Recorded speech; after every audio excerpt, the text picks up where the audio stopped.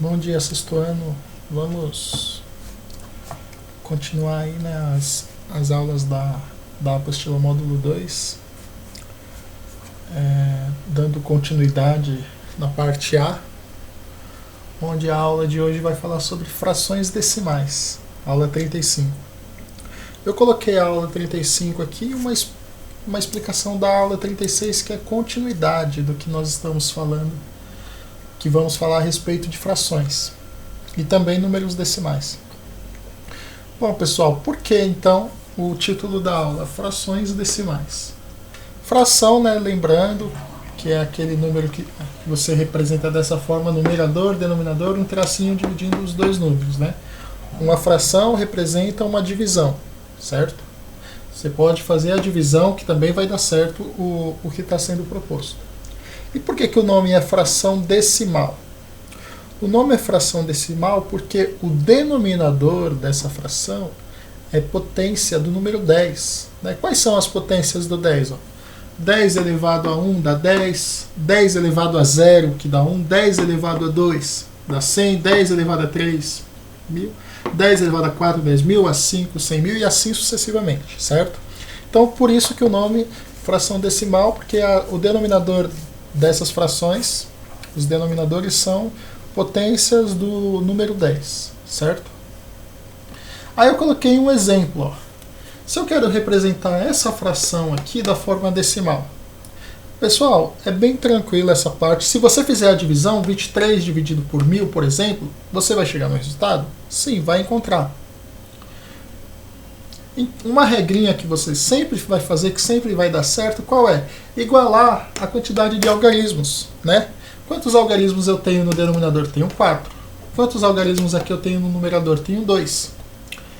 Você vai igualar a quantidade de algarismos colocando 0 à esquerda, né? Aquele 0 à esquerda que nem a gente fala, que não vale nada, né? Que tanto faz você falar 23 como você falar 0, 0, 23. Dá na mesma, né? Não mudou nada. Para quê que faz essa passagem? Para você deixar 0, 0, 23, percebam que esse 0 e 0 ele aparece aqui no resultado, certo? Aí, como você vai saber onde vai ficar a vírgula depois que você igualar a quantidade de algarismos? Você conta a quantidade de zeros. Se você está contando da direita para a esquerda, quantos zeros? 1, 2, 3. Você vai contar a quantidade de casas que você tem, né? Quantidade de algarismos. 1, 2, 3 e vírgula. É essa a regra. Igualou a quantidade de casas. Ah, professor, mas por que isso ocorre? Por causa da divisão. A divisão por números decimais. Certo? Aí eu coloquei aqui, por exemplo, a 1. 7 sobre 10. 7 sobre 10, o exercício A dá 1, iguala a quantidade de casas, né? 7 eu posso falar que é 0,7. Mesma coisa que foi feita aqui, 0,7 sobre 10. 0,7, percebam que os 0 e o 7 estão aqui. Então, esse valor que está no numerador, ele sempre vai ficar no resultado, certo? O valor não, né? Os números que estão no numerador. Aí você só vai se preocupar onde pôr a vírgula. Por que a vírgula ficou aqui? Eu tenho um 0. Da direita para a esquerda, uma vírgula. Tudo bem? Coloca a vírgula. A C, A C eu coloquei o exemplo aqui porque o 2, ele não é uma potência do 10, certo? Há duas maneiras de fazer. Dessa maneira que nós estávamos fazendo, dá? Dá. Só que esse aqui, gente, é um caso que, se você pensar, é melhor. Eu posso fazer a divisão direto. 5 dividido por 2 dá 2,5. Certo? Certo. Posso fazer dessa forma? Também pode. Porque aqui o 2, ele não é uma potência do 10, né? Eu poderia fazer da forma que nós estávamos colocando ali, do 2 para chegar numa potência do 10, por exemplo, eu multiplico por 5. 2 vezes 5 daria 10. E 5 vezes 5 daria 25, ou seja, a fração ficaria 25 sobre 10. Aí já estariam com as casas igualadas. Né? Quando está com a casa igualada, eu não preciso me preocupar. Só um detalhe, eu vou até deixar aqui para você. Se eu fizer 5 vezes 5, 25. 2 vezes 5, 10. Ou seja, 2 algarismos, 2 algarismos. Eu não preciso igualar como foi feito no exemplo e no item A. Aí, se já estão com as a quantidade de algarismos aqui são iguais, então eu só vou contar um zero da direita para a esquerda, 1 e vírgula. Certo, gente? Não esqueçam que toda fração, se você multiplicar por um número no numerador e esse mesmo número denominador, o resultado mantém. Certo? Não esqueçam disso. Aí o item 2. Exercício 2, o item A. Ele está pedindo o contrário agora. Ele está dando o número da forma decimal para você transformar na fração agora decimal.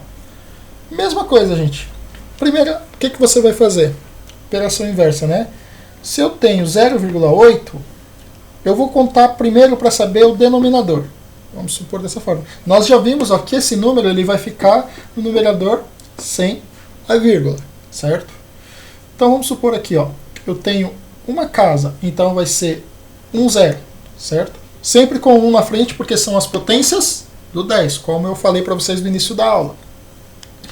Se for duas casas após a vírgula, que nós falamos duas casas decimais, 2 zeros, 3 casas, 3 zeros, e assim sucessivamente. E o numerador, como que vai ficar o numerador? O numerador você vai representar sem a vírgula. Era 0,8, 0,8, que é a mesma coisa que o 8. E o 10 mantém. Certo? Então é a operação inversa que foi feita aí. Assim, aí eu coloquei aqui outro exemplo, outro exercício aí, o item E da apostila, 2,034. Primeiro, numerador. Vou representar esse número sem a vírgula. Depois, o denominador, aí eu contei a quantidade de casas. 1, 2, 3. A quantidade de casas, que são as casas decimais, no denominador serão a quantidade de zeros, né? Se são 1, 2, 3, 1, 2, 3 zeros com 1 na frente. Essa fração aqui ela é redutível. Redutível que eu falo, da mesma forma que você pode multiplicar por um número em cima e embaixo, você também pode dividir para deixar da forma reduzida. Certo? Porém, por enquanto não precisa se preocupar. A ideia aqui é mais transformar da forma de fração. Certo, gente? Então vocês farão aí da apostila o restante. O 3 é de assinalar. Uma consequência dessa explicação aqui da 1 e da 2. Não precisa se preocupar com o item 2, porque ele está falando do Scratch, né? O programa lá que nós não utilizamos. Nós utilizamos o GeoGebra. Então não precisa se preocupar com 2. Pessoal, eu vou explicar aqui sobre porcentagem também, já para vocês aproveitarem a aula 36 dessa explicação. A porcentagem de um número, primeiramente, ó, isso daqui, esse símbolo, ele representa que esse número está sobre 100. 10% de 70. Primeira coisa, 10% é o mesmo que 10 dividido por 100. Certo? Sempre, professor, sempre. Isso daqui é apenas para representar que é uma divisão por 100. Porcentagem por 100, certo? Lembre dessa forma. Então, se é 10% de 70 que ele pede na 1, então ao invés de colocar 10%, eu vou colocar 10 sobre 100. 10 sobre 100 vezes 70, lembrando que inteiro vezes fração, você multiplica o numerador pelo número inteiro e mantém o denominador. 10 vezes 70, 700. E mantém o 100. 700 dividido por 100 dá 7. Tudo bem? Então, porcentagem de um número é você representar esse número sobre 100 e multiplicar.